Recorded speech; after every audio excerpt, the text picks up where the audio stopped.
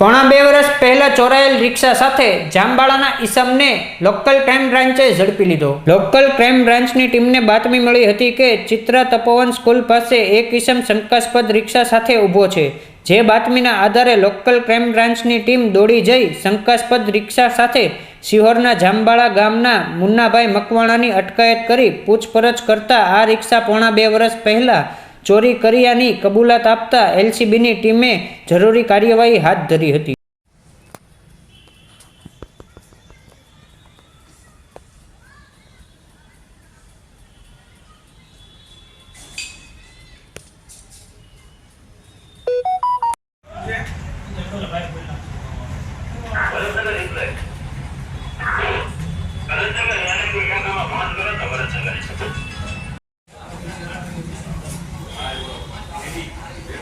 बोल दो भाई।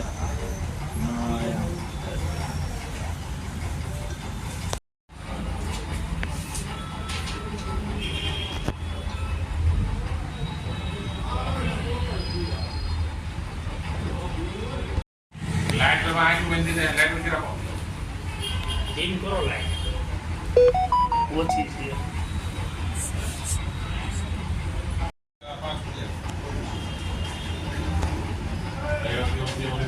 काम होता है